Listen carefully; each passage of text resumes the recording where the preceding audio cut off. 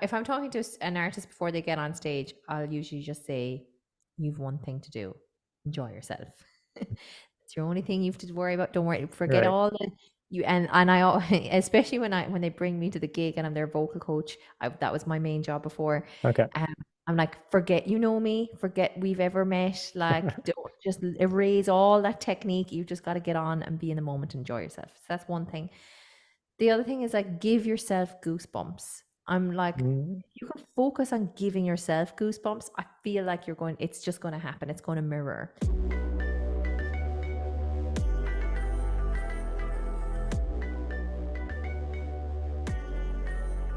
Hello, you beautiful music creatives. My name is Mac Boris, the founder of Musician Guidance, and it is my privilege to officially welcome you all to the Musician Guidance podcast.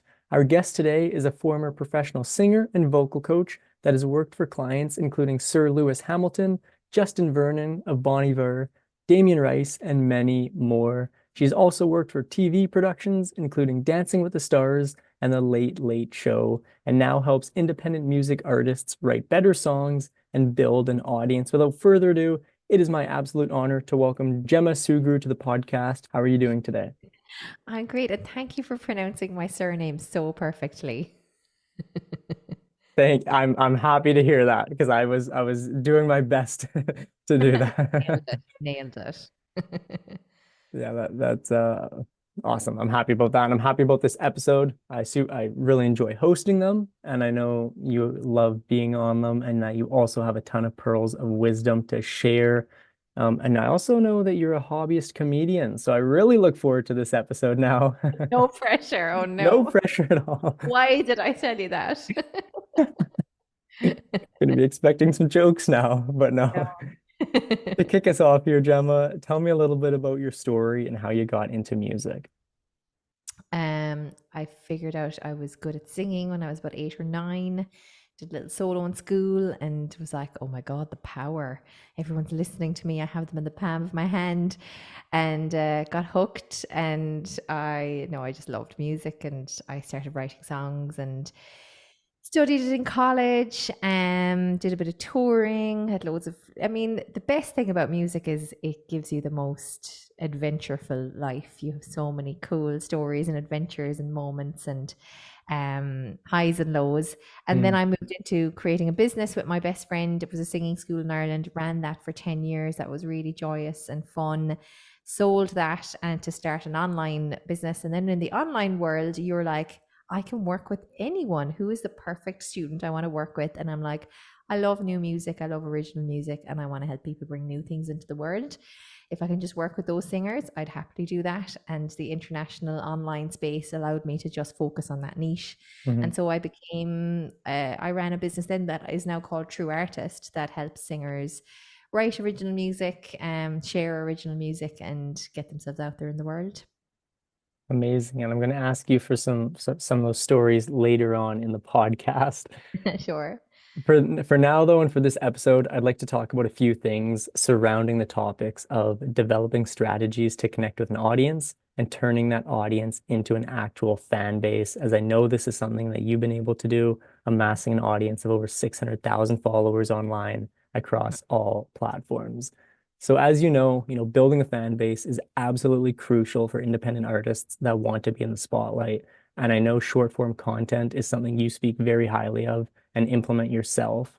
Why Mhm. is short form content, the best thing that artists should be doing, and how can they go about implementing it? Well, I suppose at the moment it seems to be the way to get in front of as many people as possible. Hmm. There is a huge amount of people on Reels looking at shorts on YouTube and looking Sure. at TikTok. So it's a really fun, and the algorithm loves it, and the algorithm's going to push you out in front of as many eyes as possible if the content creative is good. Good. Um, so I think it's worth focusing on, and I think that there's a great opportunity to grab there. And video in terms of like when you're trying to connect, if we're talking about having like a really engaged fan base, if we are able to kind of remove as many barriers from us as possible, like ideally, like the most high level interaction you can have with somebody is being one to one in a room together, right? Dialed back from that, it might be being live right now online, on face to face on camera together. Dialed back from that, it's going to be potentially video. And Mhm. so a short form video that's going to take up the whole screen is going to be a wonderful way for you to put across. Now, of course, it's up to you on how much you're going to be able to be seen and let yourself be seen. And so many of us are used to masking, and actually being vulnerable is a big challenge. Scary. It's really scary, yeah. And I say that, like, in business, the cost of entry is your financial investment. In Mhm. artistry, it's the investment of vulnerability. So that's Mhm. the big challenge for a lot of artists. Absolutely. There's a few things there that I'm going to touch on later. For now, I want to, go down a little rabbit hole on this for a bit because you mentioned good, and that is like, in my opinion, the base of it all. Like you need to have good content. Good content is, quite subjective though, and I love the example you gave of like making it as personable as possible. Mhm. Building off that, are there like any key elements that make content good? So what I Mhm. mean by that is like having a hook, having a call to action. What are some elements like that that Mhm. really make content good? Mm. Like the tactical stuff is you're worrying about, not worrying, but you're kind of being mindful of three things. You're being mindful of grabbing attention, keeping attention, converting attention. But within that, how you go about that is important. And I just think that artists and musicians have more leverage than they realize over many other people online who are trying to use content to promote themselves, because we're performing artists, we're performers, and we're also creatives. This is literally what the platform is looking for from you. It's looking for you to bring your creative self and to bring your performance self and use it as this wonderful creativity and performance prompt. And to look at it and approach it in the way that you approach and take care of how you write and craft songs. You're going Mhm. to write and craft songs. You're also going to write and craft content, and let it be another area of expression for you. Absolutely. One thing I really like that. One thing I've said is like a lot of artists would come to me and be like, "Hey, I'm trying to reach out to this person, but they're not opening my emails." And I'm Mm, like, well, I'm not a very, artistic person. So for me, emails is what I got. But like you're an artist, you know what I mean? Try like figure out a new way. Maybe, yeah, put together this fancy portfolio and mail it to them or something. yeah, Use your surprise artistic, them. Yeah, surprise them. Yeah. totally. Like, be innovative, think outside of the box, disrupt. That's what we're here to do. You know it. Another thing I kind of want to mention on that too is having good content is important, but like sometimes when I'm on like Instagram or YouTube, I don't use TikTok so much, but when I'm on those two platforms and I'll scroll, I'll see like 10 artists that are just like out of this world. And then 10 seconds later, I completely forget who they are. And Mhm. maybe my memory just sucks. That could be. Or it could be that maybe they're not differentiating themselves enough. And one thing I want to ask you is like, how important is likability and charisma for musicians, but Mhm. also expressing their natural uniqueness? And do you Mhm. have any advice on how they can present, their unique qualities to their audience? Like, we're magic. Humans are magic. We're magical creatures, and we feel so much. And and that's the magic of music, because music can make you feel something. Like, a few bars in, you could be listening to the introduction of something and be moved and be Mhm. changed, and it elicit an emotional response in you. I think your objective, and maybe the reason why you might have scrolled through 10 incredible, mind blowing artists, they may have impressed you, but maybe they didn't resonate with you in the place that you are in your life right now, where you're like, that was something I needed to feel and see and have happen to me in that content. Mhm. So I actually think the objective is more about resonating. It's about really emotionally tuning in with somebody else who's going to be watching what you're doing, and we're very intuitive. Like, we can pick up when that's a very well rehearsed take, and Sure. you're putting on the show, and we can tell when you are really in that lyric, really in that text. We can intuit that. So I think you have to give the humans that are watching as much credit as possible in terms of how much they can feel your realness. Hmm. Yeah, no, just being real. So important. I mentioned before we hit record that sometimes I will stutter and I'll re-ask a question and make that cut. And I remember I had like if I am just like I'll still do it, but Uh-huh. I know I had some obvious cuts in the past, and I got comments being like why are you editing that out? Like we like the natural raw aspect of it, and that's Yeah. going to what you're saying. Yeah. Yeah, absolutely. I think it's the much more interesting, the imperfections. We want to Hmm. feel that you're real too. Like not you specifically, but everyone. We always want to find like I think we're all looking for that relatability, and it's almost reassuring for us is like, Hmm. oh, you know what? They make mistakes too. Okay. Yeah. And people know I'm real because if they can hear all my stutters and every question I ask. Lovely. But no, it's so important. I remember one time too, is I think it was Harry Styles, I want to say, is like notorious for tripping and like falling downstairs and stuff like that. And whenever he does, it's like his followers go up, his PR goes up, and it's like because everyone is like they can just relate to it, and you like him more because like as someone like myself and I'm sure many other people and artists, we can't really put ourselves right now in Harry Styles' position, selling out Madison Square Garden like 15 days in a row or whatever it was, and charging how much, like I don't even know how much tickets are for him, but what I can relate to is falling down the stairs because I've done that myself many times. So it also builds that personal connection, and it's the same thing kind of in movies too, I'll say. Like when you watch like Spider-Man, for example, Hmm. could you relate to swinging on webs? Probably not. Could you relate to how it starts out of him in like high school, um, struggling to ask out like Mary Jane? Like that's something that's more relatable. So I Hmm. completely agree with what you said there. One thing I'm going to say though is that's also very hard to do because you are, as we mentioned earlier, being vulnerable, putting Yes. yourself out there, opening yourself to this great unknown of the interweb. Yes. Like, how can artists and content creators overcome that? Because it is, rooted in a fear, maybe a fear of being judged or self-doubt. Do you have any kind of advice on how artists and content creators can overcome that? Well, I can say that I mean, we're wired for belonging. We want to feel like we belong. Hmm. And as artists, our greatest calling is to pull ourselves out of the pack and put ourselves on stage and share something, Hmm. or pull ourselves onto the internet and share something. And it's hugely challenging. And I think people admire and respect us for it when we can do it with vulnerability. Like it's a really brave thing to do.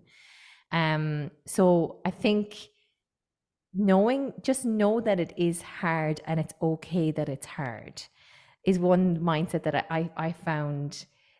I don't know if there's a business mentor guy called Alex Hermosi, and he says that if this feels hard, then that's the correct feeling. Like it's meant Hmm. to be hard, and like actually just being okay with this is meant to be a little bit uncomfortable, rather than going it's uncomfortable, so I must be doing something bad. It's uncomfortable, therefore you're doing the right thing. But everything within reason. You don't want to be like a blooper reel either on your on your TikTok, right? So I think that you can, and I loved your idea of you said, oh, if you're reaching out by email and they're not opening the email, do something new, do something unexpected. And actually, I think that that's another thing that we can do is bring a lot of novelty, wow them 1 minute, be like, oh my god, their voice, it's incredible, and then oh, they're a real person, and then something else like give them so much give them all the spectrum of your capabilities and personality. And I say that it's hard, it does get easier and easier in the way that if anyone has experienced performing, the first time you get up on stage, it's like a total blackout and you're on an adrenaline rush and you're like, did that just happen? It was an out of body experience. Eventually you start normalizing to it. Eventually the brain goes, oh, this isn't life, or this isn't me going to die here. Like this is okay. So you become more acclimatized to it. But I want you to be okay that it is hard. And just one other point on what you mentioned about Spider-Man, and that's, a classic hero's journey. And I Mhm. think you can bring people on that hero's journey as well. Let them see the beginnings of the career, and let them be like early adopters and Yep, believers in you. absolutely.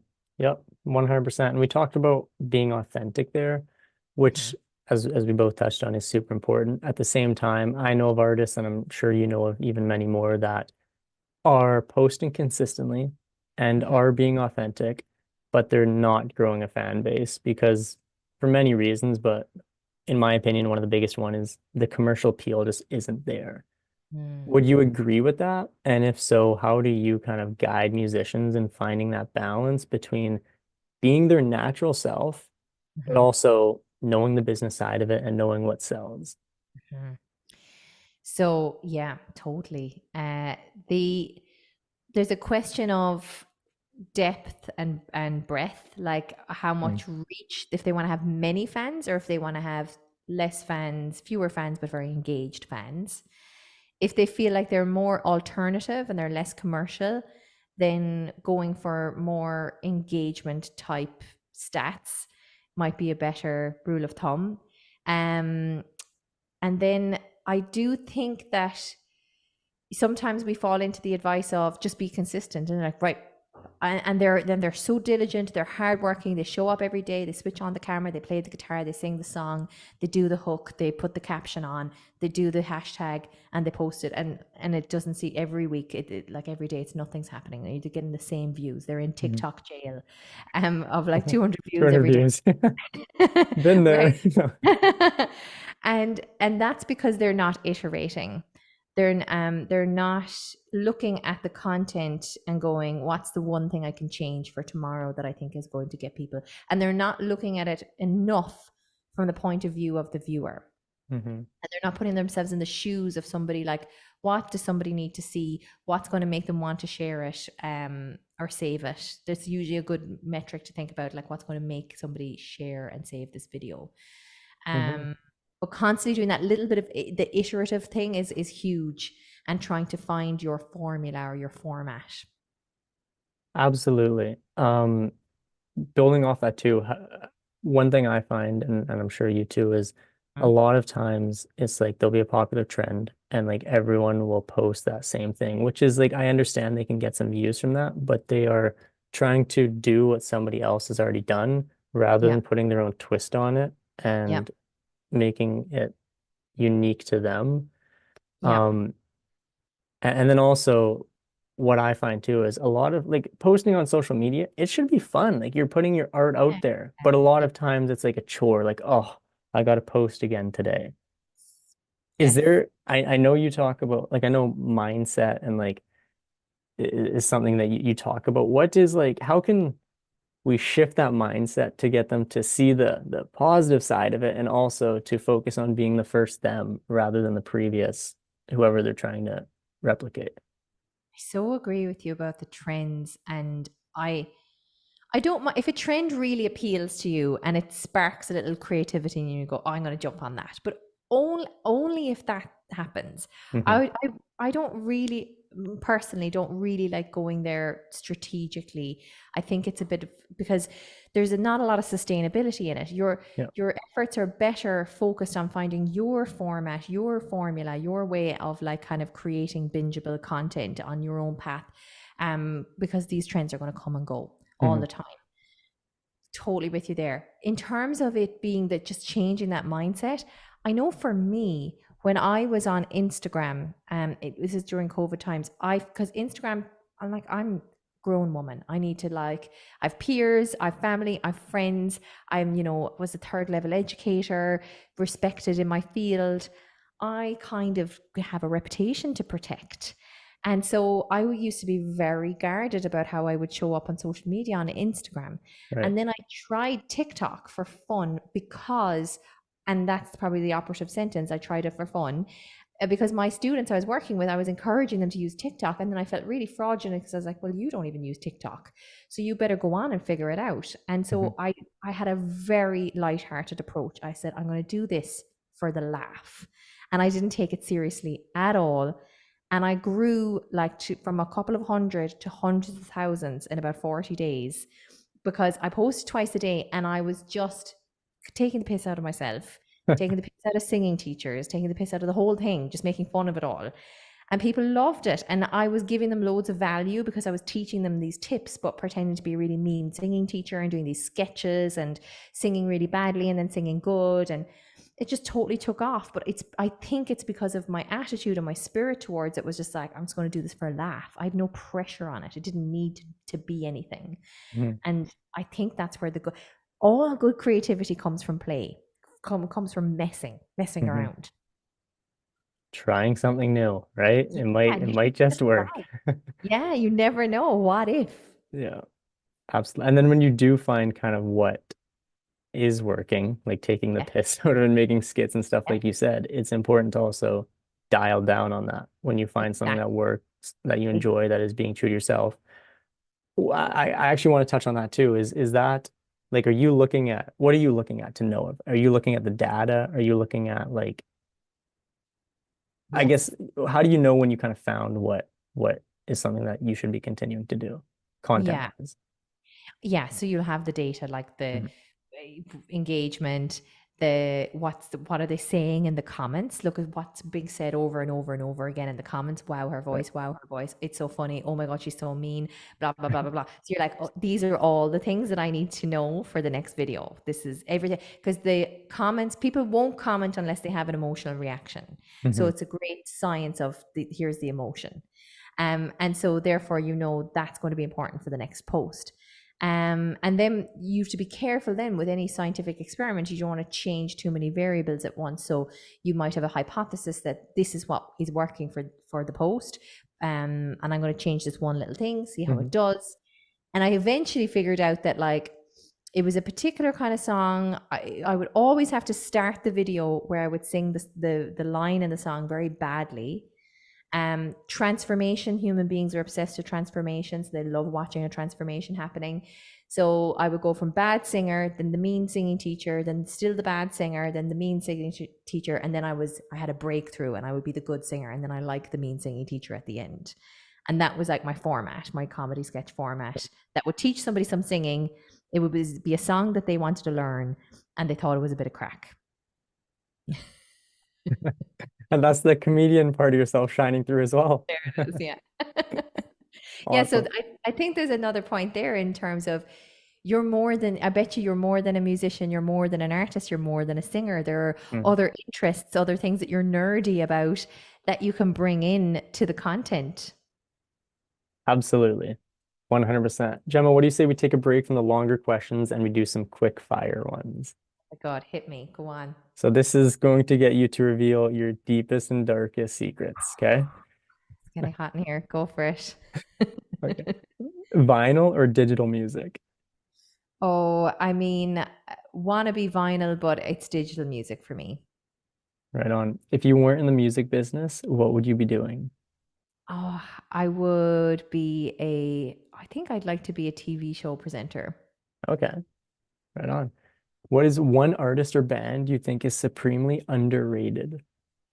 Underrated. Oh, I mean, I'm going to go with some Irish people you don't maybe know. Niall McCabe, Brian Deedy, Jack O'Rourke.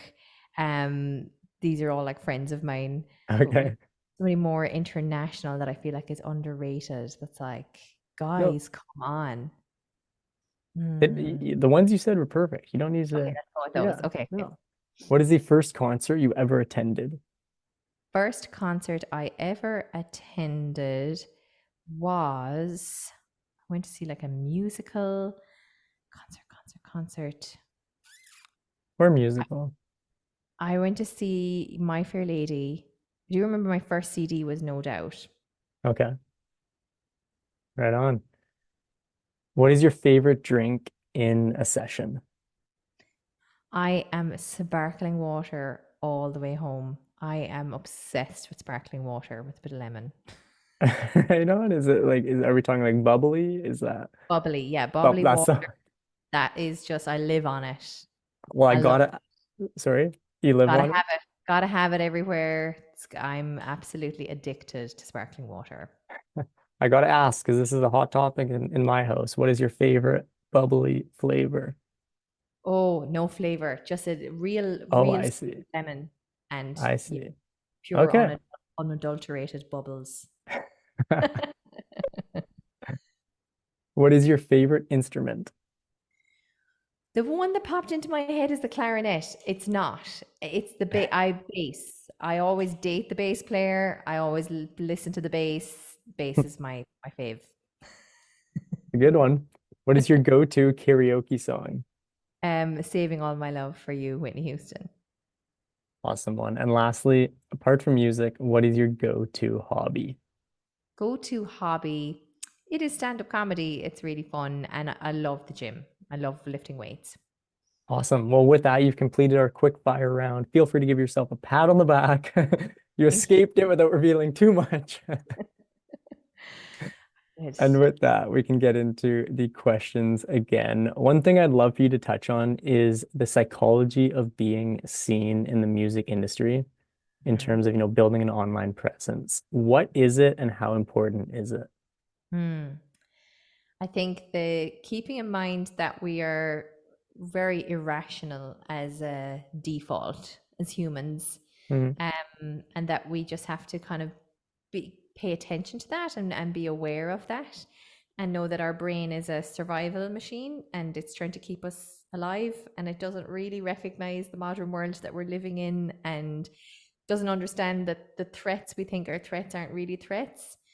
And I think it's about refocusing your energies on connecting and sharing and others and contribution and to try and divert yourself away from that internal monologue of do they like it, is it okay, am I enough, was that good enough, could I sing that high note, trying to move away from that monologue and then move into the being present in the room with the people, and being about contribution. And I think the other thing is just always know everyone's in their own little movie. We're all the stars of our own movie.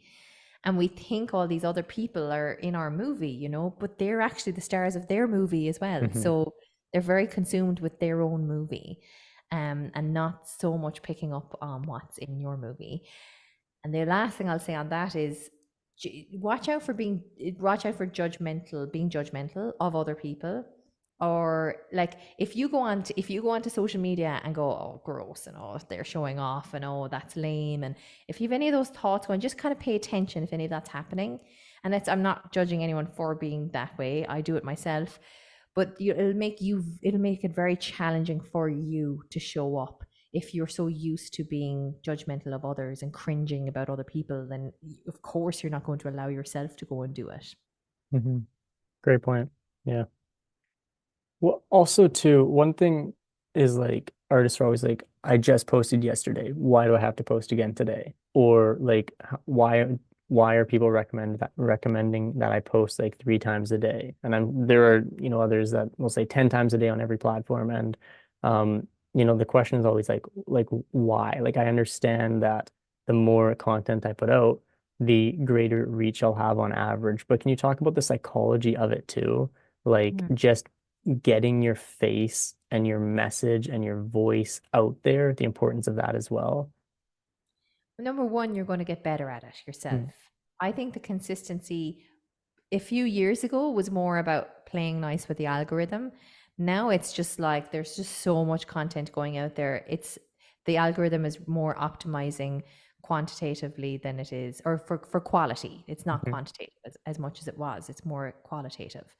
So I think the consistency metric is more for you to grow and to develop and get better, because you're going to learn and you're going to just get into a rhythm of it. And it's Hmm. like going to the gym. At the beginning, going to the gym is like, oh God, I have to go to the gym. And it feels like this big thing you have to motivate yourself to do. And eventually it just becomes a thing that you do. And that's what I want content to be for everyone. It's just a thing that you do. And it's not a big lift for you every week. So there's that side of it. And then the other side is, I was talking about contribution and serving people.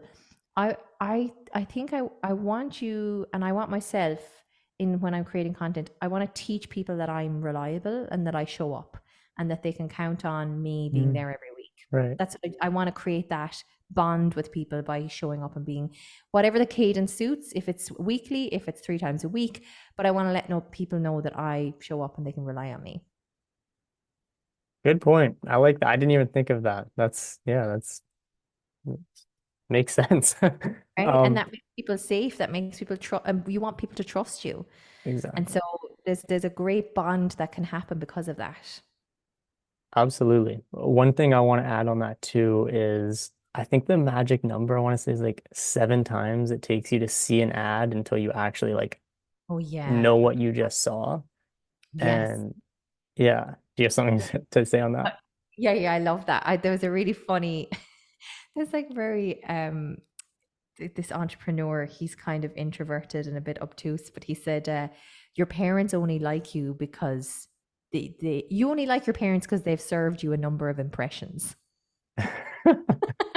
So you're like you just like things that you're more familiarized by. Yeah. Uh, Here's one example too, and this isn't a scientific example. It's not a great example, but I have Netflix. Sometimes I'll go on Netflix and it will take me 2 hours to find what to watch. And Uh-huh. sometimes I'll be on there for 2 hours, I won't find anything and I'll click off. And then I'll go back the next day, same thing. And eventually there's one movie one like thumbnail that I've Uh, seen multiple times just from going on Netflix. And it's like, it's popped up so many times. I've seen it, like I'll give it a shot. yes. And Totally. yeah. Yeah. And You need to serve them those impressions. mhm. Mm. Absolutely. And being consistent in it too. If anyone's ever seen my reels, I apologize how they're unedited and not the best, but as soon as you scroll and you see me sitting there, I'm trying to myself be consistent in my approach and reach to you. Yes. Yeah. Awesome. Nice. We've talked a lot about being behind the screen and the digital aspect of it, Yeah. which is great. I also think that, and you mentioned this too, online is so saturated, like in-person things still exist, right? Like performing is a massive thing. Mm-hmm. And it's not just, being on stage, singing through your songs, and then going home. It's putting on a show and it's connecting with an audience. That's a lot easier said than done, though. What are some tips that you have for artists that when they're on stage, when they're performing, to build a connection with their fans? Mm. Um, Something I say often is if I'm talking to an artist before they get on stage, I'll usually just say, "You've one thing to do: enjoy yourself." It's your only thing you have to worry about. Don't worry, forget Right. all the you and I especially when they bring me to the gig and I'm their vocal coach. That was my main job before. Okay. Um, I'm like, forget you know me, forget we've ever met. Like, don't just erase all that technique. You just got to get on and be in the moment, and enjoy yourself. So that's one thing. The other thing is like give yourself goosebumps. I'm like, Mm, you can focus on giving yourself goosebumps. I feel like it's just going to happen. It's going to mirror. And so do what you need to do. If that's closing your eyes, if that's the way you breathe, if that's the way you stand, give yourself the feels because everyone else is going to get the feels then. The the other thing, I mean, managing your state, like your physiological state. Some people can get very nervous, can get shaky, high heart rate. One thing they can do is basically condition themselves in the run up to that in practice. So practice with the high heart rate. So something classical musicians would do, they would do high knees or do some high intensity training so that their heart rate's really high, and then they would play the concerto so that they got used to playing the concerto with a higher BPM. oh, So wow. Yeah, that's a really good, really handy one. Or you can get into an ice bath. Or something I would tell singers to do is practice in the shower, but make sure the water's cold because you're practicing with the high level of adrenaline in your body and that kind of fight or flight and losing your breath and panicking. If you can, sing that song steadily in a cold shower, the stage is going to be totally chill.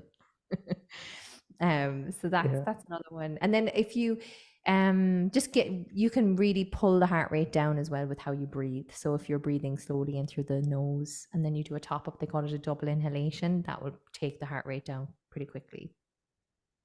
I like those practice techniques. It's not the most enjoyable, I'm sure, being in a cold shower, but it's also setting you up for it's better to do that practice than on the stage just be like completely frozen. Totally. And it Yeah. like it normalizes that feeling because and it's so weird because I started doing ice baths recently and I feel like I've been conditioned to the opposite way. I studied classical music and I remember doing recitals and they would be so intense and I would feel so much adrenaline and so much panic. I would still get through it. I'd still sing my arias and get it done. And then now later in life, started doing ice baths, and all I want to do is sing arias. It's like an instinct I have. As soon as I get into the cold water, I'm like, I just need to sing Mozart. And I'm like, oh my God, that's because my body's been conditioned to sing Mozart when I have high levels of adrenaline. Right. That's funny. That's some what was the Ivan Pavlov? Is that who I'm thinking of? Oh, Or the yeah, yeah, class? that's it. Yeah, conditioning, yes. Yeah. That's cool. There's been kind of a central theme throughout all of this, which is just, and even what you touched on there, just being yourself on stage too, because like people can sense when you're like trying to BS your way through it or when you're trying to, be someone else. So I really appreciate that advice of just enjoy it. You know what I mean? Be yourself. Don't feel like you have to put on this extravagant show. Mm. What's going to connect best is just being yourself. And if you happen to fall down the stairs, I'm sure you'll get a lot of great hits from it. Make sure somebody's videoing it. There you go. We're moving near the end of this episode. I want to get you to quickly touch on kind of the growth that the music industry has seen, even in the last, couple years, and even in the last like year or two with like Instagram, for example, moving away from being like a picture sharing platform and more towards video and just all the other changes that we're going through with AI. It can be a daunting task for musicians to see where the industry's now, know where Mm. it's been, and try to, be ahead of where it's going. What advice do you have for musicians to just navigate the challenges and opportunities in today's landscape, but also being prepared for the future landscape? Mm. I think it's when we were talking about the trends Hmm. and then focused on like sustainable formulas and formats to build. I think that there's a balancing of that where you're doing something that's authentic to you and is sustainable and that you're compounding and growing over time. So that you're a little bit kind of ignoring all of the chaos and change that happens in the industry. But you can't just do that. You do have to pay attention then as well to the opportunities and the changes and shifts in the industry. So it's balancing those two things of like carving out your own path and leaning into your own genius and doing your thing and building upon that.